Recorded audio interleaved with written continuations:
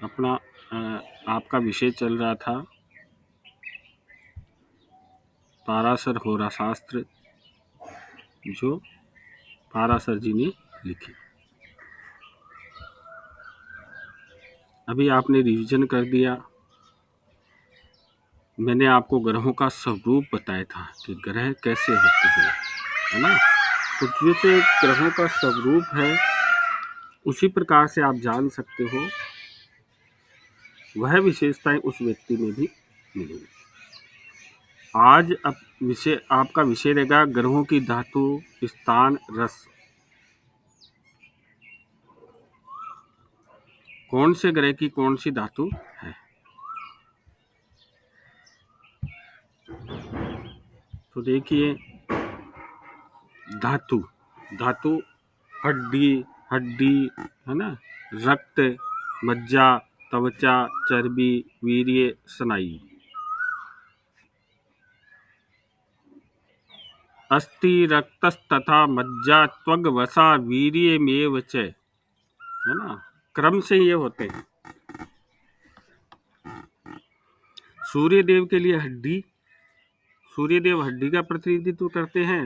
चंद्रदेव के लिए रक्त, मंगलदेव के लिए मज्जा, बुधदेव के लिए त्वचा, गुरुदेव के लिए चर्बी, शुक्रदेव के लिए वीर्य और शनिदेव के लिए स्नायु तंत्र। ये 7 धातुएं हैं। पाराशर जी ने बताया है जैसे किसी की हड्डी टूटेगी, सूर्य कमजोर है तो हड्डी टूट सकती है, हड्डी संबंधी रोग हो सकता है, तो सूर्य देव से संबंधित आप उसको समझोगे कि हड्डी है उसका प्रतिनिधित्व तो सूर्य देव करते हैं। रक्त है, रक्त तो चंद्रमा से संबंधित है। मज्जा है, मंगल से संबंधित है। त्वचा के रोग होते हैं, आप बताते हो ना, बुध देव से संबंधित रोग है। चर्बी बढ़ गई, गुरुदेव का कल मैंने आपको बताया था। वीर्य शुक्रदेव है। और स्नायु, ये लखवा जाता है, पैरालिसिस आता था, स्नायु तंत्र पूरा सिस्टम शनिदेव के अंदर में। और देखिए, सूर्यदेव का जो स्थान है वो मंदिर है। इनके स्थान भी बताए गए हैं। जो सूर्यदेव का स्थान है वो मंदिर है। यदि आप मंदिर जाते हो तो सूर्य देव की अनुकूल स्थिति प्राप्त होती है। फिर चलते हैं जल स्थान। जितने भी जल के भरे हुए स्थान हैं, नदी है, कोई तालाब है, कोई नहर है ना, आपके घर में भी जल मटके में भरा रहता है। तो जो जल स्थान है वो चंद्रदेव का प्रतिनिधित्व करते हैं। और शरीर में भी वही जो जल स्थान है उसका, है ना,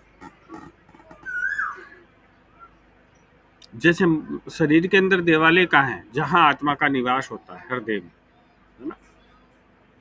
तो वो शरीर के अंदर देवालय हो गया। और आप देखोगे बाहर देवालय हो गया, जल स्थान हो गया, अग्नि स्थान। मंगल देव प्रतिनिधित्व करते हैं आपकी रसोई का, अग्नि स्थान। खेल का मैदान, जैसे बुद्ध किसी के कमजोर हो, बुद्ध की स्थिति ठीक नहीं हो, तो मैं कहता हूँ कि आप खेल के मैदान में जाइए, खेलिए। खेलोगे तो मंगल देव ठीक होंगे, देखोगे तो बुद्ध देव ठीक होंगे। खेल को देखना बुद्ध देव को ठीक करना, खेल खेलना मंगल देव को ठीक करना।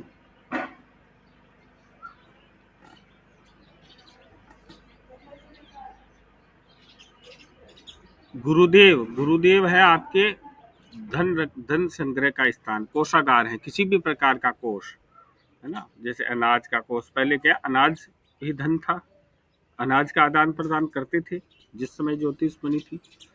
अनाज से मैंने भी देखा है, मैंने भी खरीदी है, अनाज के बदले फल फ्रूट खरीदे, सब्जी खरीदी है ना। ऐसा मैंने भी किया है, अनाज के बदले वस्तुएं ली। वस्तु विनिमय होता था ना पहले, अब तो बंद हो गया बिल्कुल, पहले था। और शयन कक्ष देखते हैं शुक्रदेव से। और जो मेला स्थान है या कूड़ा करकट डालने का स्थान है, या जो ऐसे स्थान शनि राहु केतु से देखे जाते हैं।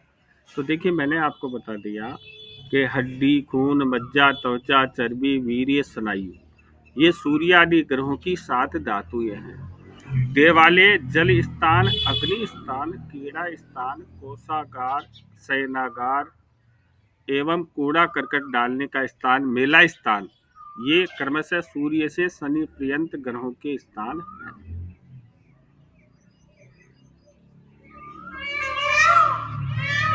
अब आगे इनका रस बताते हैं, ग्रहों का रस बताते हैं। कटु, कड़वा, क्रमशः सूर्य आदि ग्रहों के ये रस हैं कटु, कड़वा। जैसे ना नमक, नमक ज्यादा खाओगे तो सूर्य कमजोर हो जाएगा, जो ऊपर से नमक लेता है उसका सूर्य कमजोर है। कड़वा होता है ना नमक। नमकीन, नमकीन चंद्रदेव, है ना। तीखा, तीखा मसाले होते हैं ना, मिर्ची तीखी होती है, तो इस प्रकार के जो मसाले होते हैं वो तीखे मसाले, है ना, मंगल देव के। और बुद्ध की जैसे आपको प्रकृति पता चली, शरीर के अंदर वात पित्त कफ होते हैं तो उनके तीनों का प्रतिनिधित्व करते हैं, उसी प्रकार से बुद्ध देव सभी रसों का प्रतिनिधित्व करते हैं। बच्चा है ना, बच्चे को कुछ ही दे दीजिए खाने के लिए, टोपी दे दीजिए और कुछ दे दीजिए, कभी भी दे दीजिए, रात को उठाकर भी दे दीजिए, खा लेगा, नमकीन खाएगा, कभी क्या खाएगा, है ना।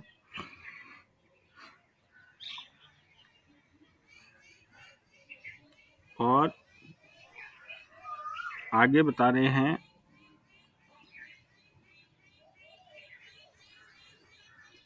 आगे गुरुदेव का मीठा, गुरुदेव का मीठा,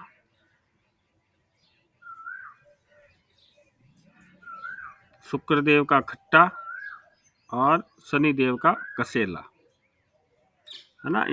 इसमें नहीं लिखे हुए हैं, इसमें नहीं लिखे हुए हैं। तो सूर्य देव का कड़वा, चंद्रदेव का नमकीन, मंगल देव का तीखा, बुद्ध देव का मिश्रित, गुरुदेव का मीठा, शुक्रदेव का खट्टा मीठा ले सकते हो, और शनिदेव का कसेला रस होता है, क्योंकि दोनों गुरु है ना, तो गुरुओं का मीठा है। यदि कोई भी ग्रह आपका बलवान होता है तो उससे संबंधित धातु पुष्ट होती है। कैसे? यदि आपका सूर्य मजबूत होगा तो हड्डी मजबूत होगी, चंद्रदेव ठीक होंगे तो रक्त ठीक होगा, चेहरे पे बिल्कुल लाल लाल दिखेंगे, उनका शरीर बिल्कुल लाल रक्त कणिकाओं के समान दिखता है।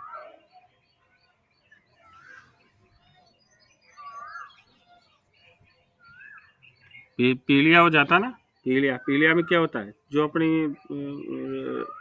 रक्त कणिकाएं हैं ना लाल, तो वो टूटने लग जाती है, और उनका क्या है कि वो पीला पीला बनने लग जाता है ना। तो चंद्रदेव की स्थिति ठीक नहीं होती है, बचपन में देखते हैं ना, चंद्रदेव की स्थिति बच्चे की ठीक नहीं होती, बच्चे के जन्म से ही पीलिया हो जाता है। तो पीलिया होने का कारण ये होता है कि वो जो रक्त कणिकाएं वो टूटने लग जाती है, तो वो पीला पदार्थ बनने लग जाता है, भोजन पचता नहीं है, लीवर डैमेज रहता है, गुरुदेव का प्रभाव रहता है। तो गुरुदेव और चंद्रदेव के प्रभाव से पीलिया मान सकते हो आप, यदि किसी की कुंडली में हो, क्योंकि बच्चे की कुंडलियां देखते हैं उनमें पीलिया हो जाता है, तो ऐसी स्थितियां मिलती है। तो यदि बलवान ग्रह से संबंधित जो धातु है वो आपको पुष्ट मिलेगी, और जो ग्रह निर्बल है तो उससे संबंधित जो धातु है वो आपको कमजोर मिलेगी।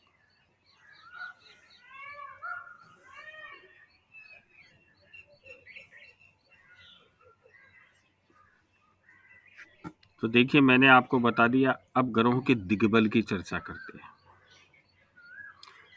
बुध और गुरुदेव पूर्व दिशा में दिग्बली होते हैं, अर्थात लगन में। सूर्य और मंगल दक्षिण दिशा अर्थात 10वें भाव में, शनि 7वें भाव में पश्चिम दिशा में, और शुक्र और चंद्रदेव उत्तर दिशा में, चतुर्थ भाव में बलवान होते हैं। यह है ग्रहों का दिग्बल है। इसके विषय में पहले भी आपसे चर्चा हो चुकी है। अब देखिए, चंद्रदेव, मंगलदेव, शनिदेव रात में बलवान होते हैं, ये रात्रि बली होते हैं। बुध हमेशा बलवान होते हैं। देखिए, बुध देव का वात, पित्त, कफ और रस भी होता है तो मिश्रित होता है, और रस भी होता है तो मिश्रित होता है। और सूर्य, गुरु, शुक्र ये दिन में बली होते हैं। चंद्रदेव, मंगलदेव, शनिदेव रात में बलवान होते हैं, अर्थात रात में बली होते हैं। यदि किसी का जन्म रात्रि में हुआ है और चंद्रमा की स्थिति अच्छी है तो वो और अधिक बलवान होंगे। कहने का अर्थ यह है, चंद्रदेव, मंगलदेव, शनिदेव रात में बलवान होते हैं, बुध देव दिन और रात में बलवान होते हैं, और सूर्य, गुरु, शुक्र दिन में बली होते हैं। सभी क्रूर ग्रह बोल दीजिए, पाप ग्रह बोल दीजिए, तो एक कृष्ण पक्ष में, और जो शुभ ग्रह है वो शुक्ल पक्ष में बली होते हैं। आप ऐसा भी समझ सकते हैं, पराशर जी ने कहा है। और शुभ ग्रह उत्तरायण में और क्रूर ग्रह दक्षिणायन में बली होते हैं।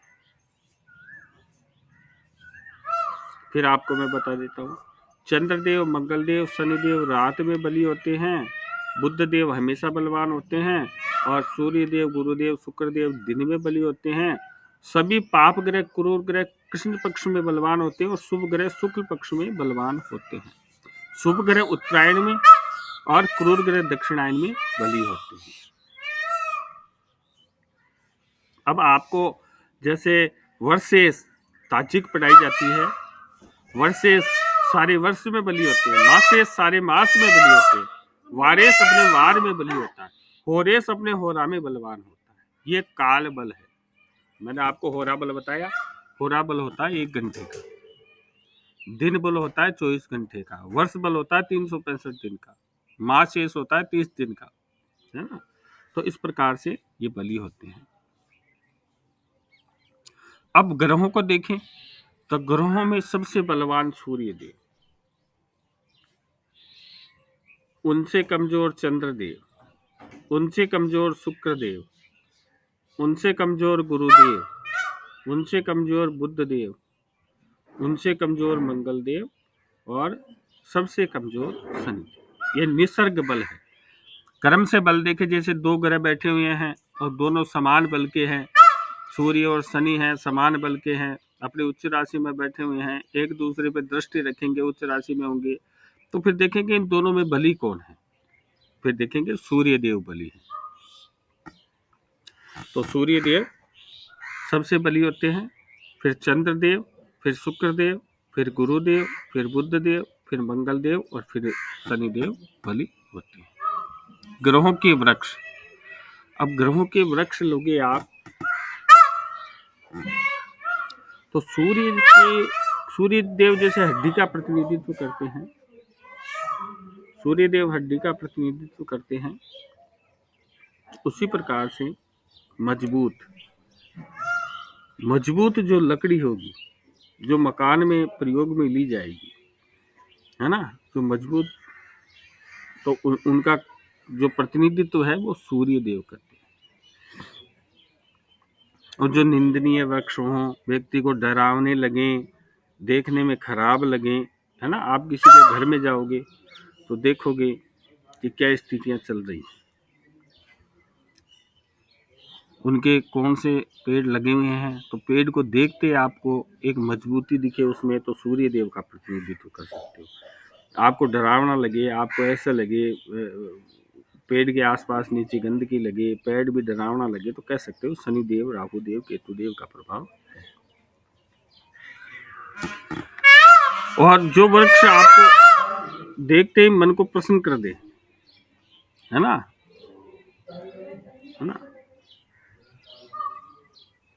तो ऐसे सूर्य देव के वृक्ष होते, और आपको मन को दुखी कर दे तो ऐसे वृक्ष शनि देव से संबंधित होते हैं। तो एक दूसरे से विपरीत है, पिता पुत्र है।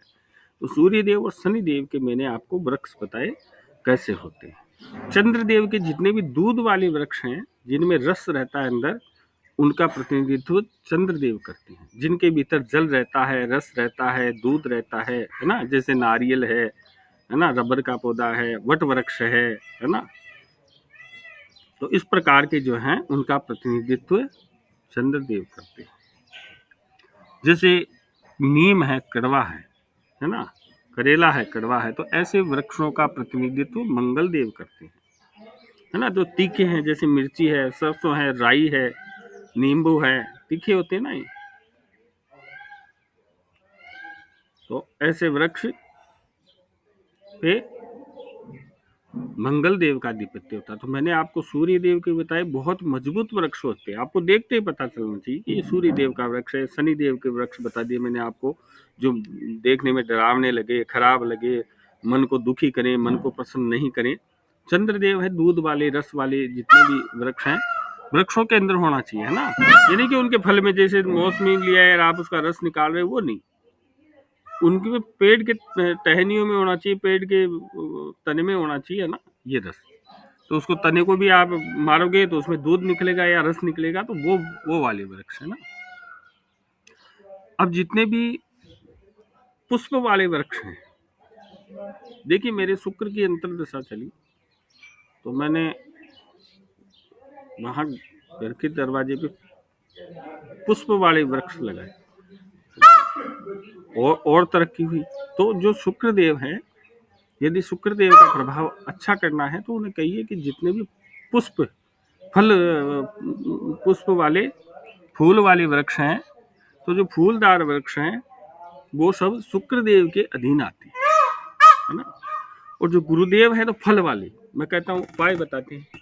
अरे भाई बच्चे का पढ़ाई में मन नहीं लगता है तो घर में एक फलदार वृक्ष लगाइए, या बच्चा थोड़ा फलदार वृक्ष के पास में बैठे, क्योंकि गुरुदेव है वहाँ, उनमें जो एनर्जी है वो गुरुदेव है। बुद्ध देव नपुंसक है, तो जो फल रहित है, लेकिन जैसे चंदन है अच्छा लगता है, चंदन का वृक्ष अच्छा लगता है, व्यक्तियों को एनर्जी देता है, ऐसे वृक्ष बुद्ध देव का प्रतिनिधित्व करते हैं।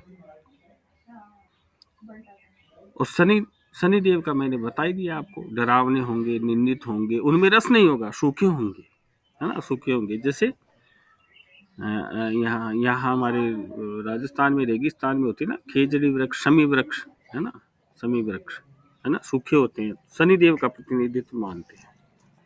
रस रहित होते हैं वो, है ना, बहुत कठोर होते हैं, दिखने में भी डरावने लगते हैं, है ना। और राहु केतु के बारे में ये कहा गया है, पराशर जी आगे कहते हैं, वो जिस राशि में बैठ गए और जो उस राशि का स्वामी है वो उसी राशि के वृक्षों का प्रतिनिधित्व करेंगे, उसी राशि के वृक्ष का प्रतिनिधित्व करेंगे। या ऐसे ले सकते हो अब, राहु केतु के जितने भी जहरीले हैं, जो नहीं खाने वाले हैं, निंदित वृक्ष हैं, जिनको नहीं लगाना चाहिए, वो राहु केतु का आधिपत्य। राहु केतु को दो बताया गया, राहु केतु को दो बताया गया है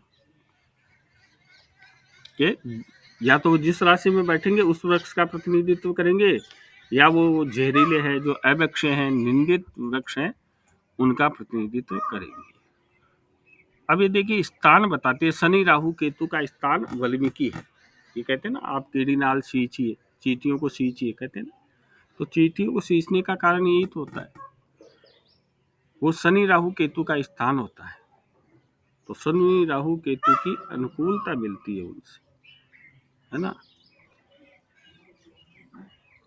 तो देखिए जो शनि राहु केतु है उनके स्थान होते हैं चींटियों का बिल। वाल्मीकि नाम पड़ा, वाल्मीकि से पड़ा, है ना। बाम्बी बोलते हैं सांप का बिल, है ना। गूढ़ स्थान, जहाँ कोई नहीं जाता, भूमिगत स्थान होते हैं ना, जमीन में मकान बना लीजिए, गुफा, कोई गड्ढा, ये आदि सभी स्थान शनि राहु केतु का प्रतिनिधित्व करते हैं। ये सभी स्थान शनि राहु केतु का प्रतिनिधित्व करते हैं। और देखिए राहु पहले बता चुके ना, स्थान ये आगे और बताए हैं। राहु का वस्त्र जो अनेक रंगों से युक्त होता है और केतु का वस्त्र छेद युक्त होता है। वस्त्रों के बारे में चर्चा करें पाराशर जी, तो राहु का पहले बता रहे वो, राहु का बता अनेक रंगों से। जैसे हम इधर जाते हैं गुजरात की तरफ, राजस्थान से। तो इधर क्या है, जो ध्वजाएं लगाते, बहुत बहुत कलर की लगाते हैं, जैसे 7 कलर है ना, 7 कलर की लगाते हैं, जो अनेक रंग है, तो वो राहु का प्रतिनिधित्व करते हैं। और केतु का वस्त्र छेद युक्त। यदि आप किसी को केतु की ध्वजा बताते हो तो उसे कहे भाई छेद युक्त ध्वजा लगाए, है ना। कोई व्यक्ति है आपके सामने, है ना, उसके कपड़े फटते ही रहते हैं, कहीं ना कहीं से किसी में उलझ गए, कभी कैसे फट गए। अधिकतर कपड़े उसके पास 20 ड्रेस हैं तो उसमें से 5-7 तो फटी हुई रहती है, किसी किसी का, तो उन्हें केतु का नेगेटिव प्रभाव है ना। कोई फटे हुए वस्त्र पहनता है तो वो केतु का नेगेटिव प्रभाव। तो जो छेदयुक्त वस्त्र होता है वो केतु का होता है, और जो बहुत सारे रंगों से युक्त होता है ना, वो राहु का वस्त्र होता है। राहु की धातु सीसा है और केतु की नीलमणि है, नीला पत्थर, फिरोजा, है ना, कटेला आदि। अब देखिए वस्त्रों की चर्चा चल रही है, तो मैंने आपको राहु देव के वस्त्र बता दिए और केतु देव के वस्त्र बता दिए।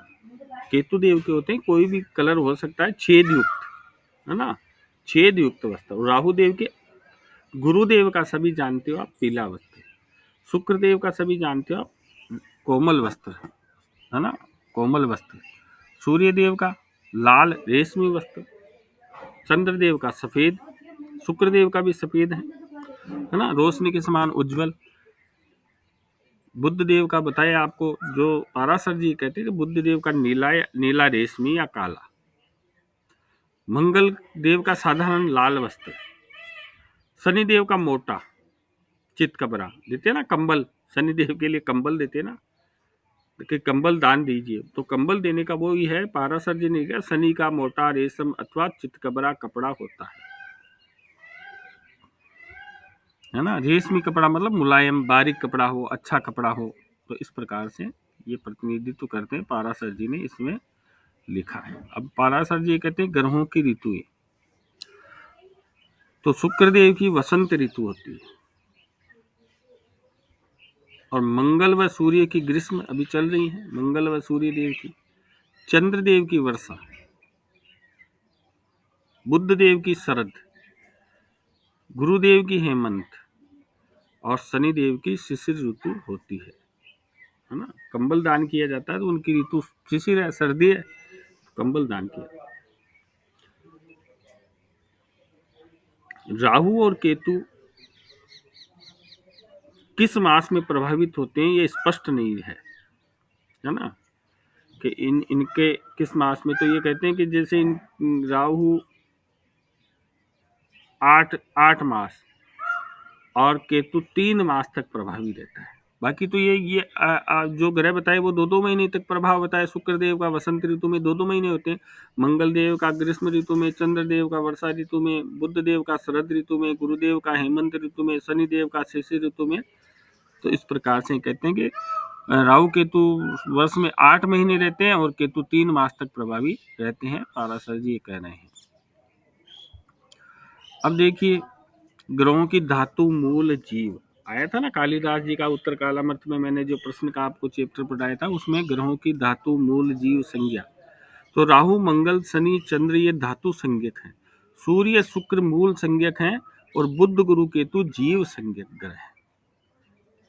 धातु मूल और जीव 3 संज्ञा ग्रहों की दी गई है। तो जो धातु मूलक है, धातु जानते हो आप, मूल जानते हो जड़, और जीव जानते हो जिसमें जीव होता है, बुध गुरु केतु इनको जीव संज्ञक है। सूर्य शुक्र ये मूल है, और राहु मंगल शनि चंद्र ये धातु संज्ञक है। आप जानते हो सभी ग्रहों में शनि देव सबसे बड़े हैं, और ये यदि अष्टम भाव में बैठ जाए तो व्यक्ति की आयु बढ़ाते हैं, है ना। ये जिस भाव में बैठते हैं उस चीज को बढ़ाते हैं। द्वितीय भाव में बैठे धन बढ़ाएंगे, चतुर्थ भाव में बैठेंगे कर्म बढ़ाएंगे, धीरे धीरे देते हैं ना। शनि शनि है तो उम्र भी शनि शनि धीरे धीरे बढ़ाते रहते हैं।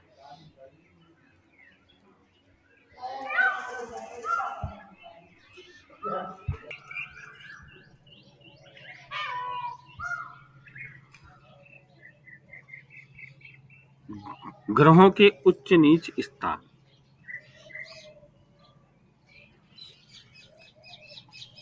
तो देखिए ग्रहों के उच्च स्थान आपको ज्ञात है। मेष राशि पे सूर्य उच्च के होते हैं, वृष राशि पे चंद्रदेव उच्च के होते हैं, मकर राशि पे मंगल देव उच्च के होते हैं, कन्या राशि पे बुध देव उच्च के होते हैं, कर्क राशि पे गुरुदेव उच्च के होते हैं, मीन राशि पे शुक्रदेव उच्च के होते हैं, तुला राशि पे शनिदेव उच्च के होते हैं, वृष और मिथुन राशि पे राहुदेव उच्च के होते हैं, और वृश्चिक और धनु राशि पे केतुदेव उच्च के होते हैं। अब सूर्य की डिग्री बता रखी है। सूर्य मेष राशि पे 10 डिग्री को कितना परम उच्च बोलते हैं ना। एक तो बोलते उच्च राशि और एक बोलोगे आप परम उच्च, है ना। तो परमोच्च 10 डिग्री होते हैं। चंद्रदेव 3 डिग्री के होते हैं, मंगलदेव 28 डिग्री के होते हैं, बुध देव कन्या पे 15 डिग्री के होते हैं। कन्या पे 15 डिग्री तक तो उनकी उच्च राशि, और 15 डिग्री के बाद में उनकी मूल त्रिकोण राशि कन्या, है ना। और बाद में 10 डिग्री, 5 डिग्री मूल त्रिकोण, बाद में 10 डिग्री उनकी स्व राशि। तो इस प्रकार से कन्या बुध देव की उच्च राशि, मूल त्रिकोण राशि और स्व राशि तीनों है। गुरुदेव कर्क राशि पे 5 डिग्री के उच्च के होते हैं। शुक्रदेव 27 डिग्री तक उच्च के होते हैं मीन पर, है ना। मंगलदेव 28 डिग्री तक होते हैं मकर पे उच्च के, और शुक्रदेव 27 डिग्री के होते हैं उच्च के, और तुला राशि पे शनिदेव 20 डिग्री के उच्च के होते हैं। ये परमोच्च अंश है। और जो नीच का देखेंगे तो इनकी 7वीं राशि इतनी ही अंशों पर, इतनी ही डिग्रियों पर नीच की होती है। अब मूल त्रिकोण बताते हैं।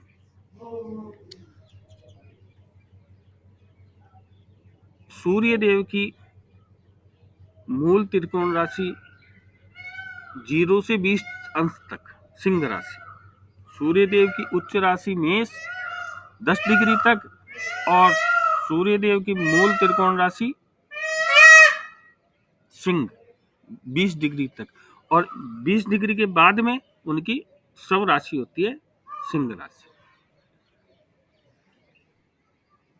वृष राशि में चंद्रदेव 3 अंश तक तो उच्च के होते हैं, और आगे के जो शेष बचे वो मूल त्रिकोण राशि हो गई चंद्रदेव की। ये मैंने तरुष एस्ट्रोलॉजी साइंसेस है, तरुष एस्ट्रो, उसमें आप सर्च करके देख सकते हो। इसमें ब्लॉग भी लिखा है मूल त्रिकोण राशि का, तो उसमें आप देख सकते हो। मंगलदेव मेष राशि पर, मंगलदेव उच्च के होते हैं मकर राशि पर 28 अंश के। मंगलदेव मेष राशि पर 12 अंश तक उनकी मूल त्रिकोण राशि है, बाद में उनकी स्व राशि है। मंगलदेव की जो मूल त्रिकोण राशि है वो मेष है 12 अंश तक। बुध देव की मैंने बताया कन्या राशि 15 डिग्री उच्च तक है, 16 से 20 मूल त्रिकोण है, और 21 से 30 उनकी स्व राशि। बृहस्पति देव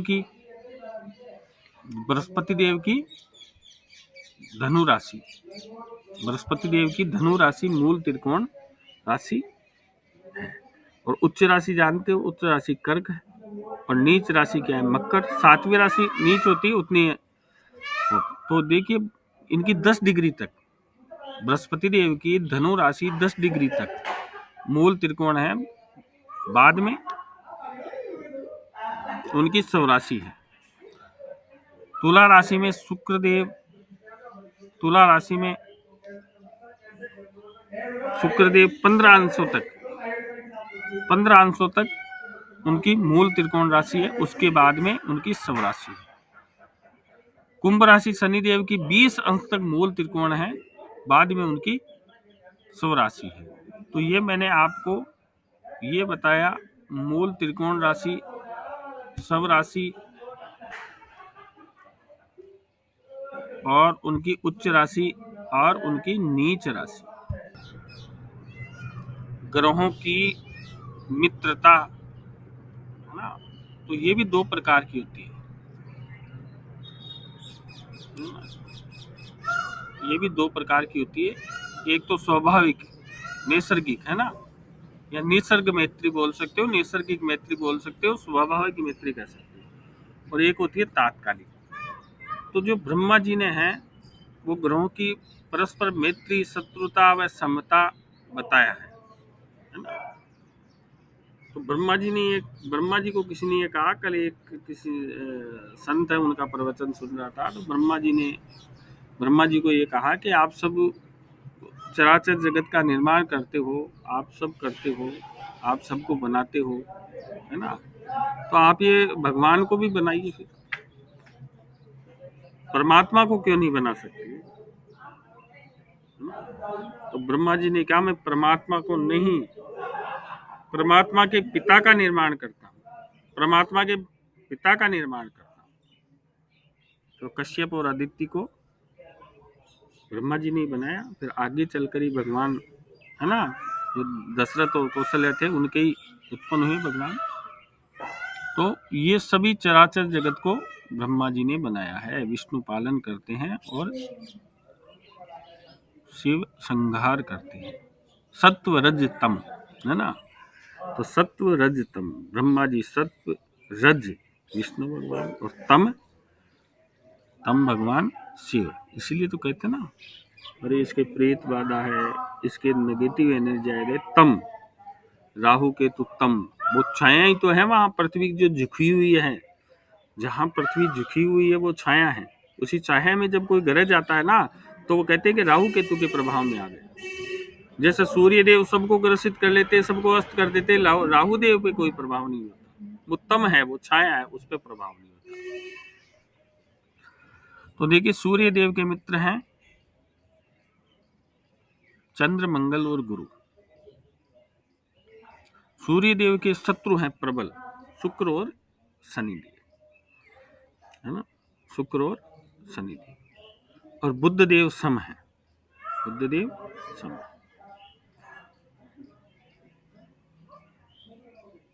पाराशर जी कहते हैं, चंद्रदेव के जो मित्र बताते हैं, वैसे तो सब पुस्तकों में से लिखा है कि इनकी किसी से शत्रुता नहीं है, और पाराशर जी भी लिखते हैं कि चंद्रदेव की किसी से शत्रुता नहीं, है ना। सूर्य और बुध देव इनके विशेष मित्र हैं, पाराशर जी ने कहा। अलग अलग पुस्तकें, अलग अलग पुस्तकों में थोड़ा आपको भेद भी मिल जाएगा, कंफ्यूज नहीं होना है। पाराशर जी का सिद्धांत आपको मानना है। चंद्रदेव, सूर्य और बुध देव है, बाकी ग्रह सम है, शुक्रदेव, मंगल देव, बृहस्पति देव, शनि देव, बाकी सम है। राहु केतु के विषय में उन्होंने चर्चा नहीं की, राहु केतु के विषय में इन्होंने चर्चा नहीं की। मंगल देव के हैं सूर्य, चंद्रदेव और गुरुदेव, मंगल देव के पाराशर जी बता रहे हैं। शुक्रदेव, शनिदेव सम बता रहे हैं, बुध देव शत्रु बता रहे हैं। और बुध देव के शत्रु चंद्रदेव को बताया गया है, बुध देव का शत्रु चंद्रदेव को, क्योंकि शत्रुओं को याद रखिए आप। सूर्य देव के शुक्र शनि, चंद्रदेव के कोई शत्रु नहीं है, मंगल देव के बुध देव और बुध देव के मंगल देव के बुध देव और बुध देव के चंद्रदेव।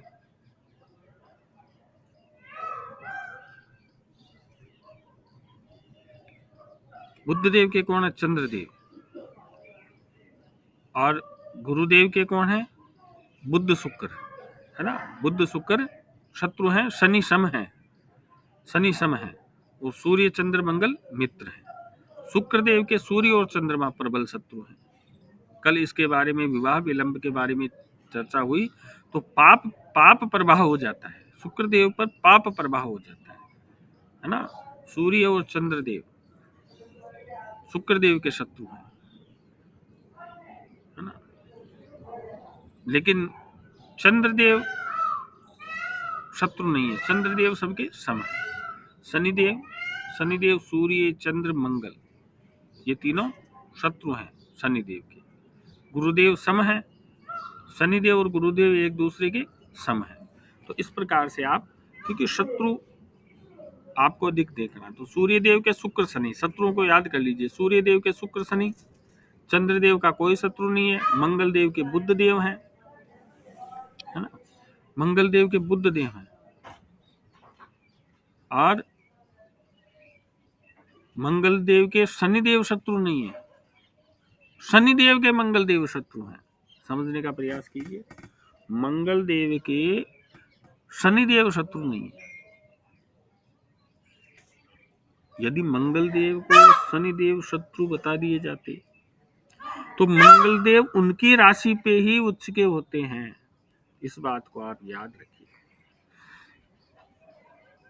मंगल देव उनकी राशि पे ही उच्च के होते हैं। तो मंगल देव के शत्रु शुक्र शनि सम है, मित्र नहीं है, मित्र नहीं है, सम है। तो आप इन शत्रुओं को याद कर लीजिए। पाराशर जी ने बताया, सूर्य के शुक्र शनि, चंद्रदेव का कोई शत्रु नहीं है, मंगल देव के बुध देव, बुध देव के चंद्रदेव, गुरुदेव के बुध देव शुक्रदेव, है ना। शुक्रदेव नहीं मानते गुरुदेव को शत्रु, शुक्रदेव के सूर्य चंद्र ही हैं, शुक्रदेव के सूर्य चंद्र ही, वैर नहीं रखते शुक्रदेव, वैर नहीं, गुरुदेव रखते हैं, है ना, शत्रुता गुरुदेव बुध देव से और शुक्रदेव दोनों से रखते हैं। क्यों? बुध देव तारा का पुत्र है ना, चंद्रमा के द्वारा उत्पन्न किया हुआ, इसलिए गुरुदेव शत्रुता रखते हैं उससे, लेकिन बुध देव नहीं रखते गुरुदेव से शत्रुता, है ना। गुरुदेव दो ही ग्रहों से शत्रुता रखते हैं, बुध देव और शुक्रदेव से। गुरुदेव बुध देव और शुक्रदेव से शत्रुता रखते हैं, लेकिन बुध देव और शुक्रदेव गुरुदेव से शत्रुता नहीं रखते। मंगल देव बुध देव शत्रु हैं, लेकिन शनिदेव शत्रु नहीं है, सम है, लेकिन शनिदेव के शत्रु हैं, मतलब शनिदेव के फल में कमी करेंगे मंगल देव। मंगलदेव शनिदेव की राशि में बैठे हुए हैं तो इतना नेगेटिव इफेक्ट नहीं होगा, लेकिन शनिदेव मंगलदेव के राशि में बैठे हों तो ज्यादा इफेक्ट होगा। कल इसका मैंने आपको प्रमाण दिया है, कल मैंने बताया है आपको कि शुक्रदेव, सूर्य और चंद्रदेव क्योंकि शत्रु हैं उनके, और उनकी शत्रु राशियां हो गई, उनकी शत्रु राशि हो। तो आपको आज यहाँ तक ही रहेगी कक्षा। आपको जो विशेष ध्यान देना है वो इसी बात पे देना है। कल यहाँ से आगे चलेंगे तो आपको इनको कंठस्थ कर लेना है। तो लिख सकते हो, लिख लीजिए, सूर्य देव के शत्रु हैं शुक्रदेव और शनिदेव। शत्रुओं को याद रखना, व्यक्ति को अपने छिद्र याद रखनी चाहिए, व्यक्ति को अपनी कमियां याद रखनी चाहिए, है ना। तो शत्रुओं को याद रखिए, क्योंकि शत्रुओं को याद रखोगे तो फलादेश आप सही कर पाओगे। तो सूर्य देव के शुक्रदेव और शनिदेव, चंद्रदेव का कोई शत्रु नहीं है, मंगल देव के बुध देव है, बुध देव के चंद्रदेव हैं, बुध देव के चंद्रदेव हैं, गुरुदेव के बुध देव और शुक्रदेव है, शुक्रदेव के सूर्य देव और चंद्रदेव है, शनिदेव के सूर्य चंद्र और मंगल है। तीन शत्रु हैं, सूर्य चंद्र और मंगल, है ना। इसलिए तो प्रभाव होता है शनिदेव का सूर्य चंद्र मंगल तीनों पे। लेकिन मंगलदेव शत्रु नहीं मानते शनिदेव को, मंगलदेव शत्रु नहीं मानते। तो मैंने आपको ये बता दिया। अब तात्कालिक मैत्री और पंचदा मैत्री, है ना, ग्रहों का स्थान बल, इसके विषय में कल चर्चा करेंगे।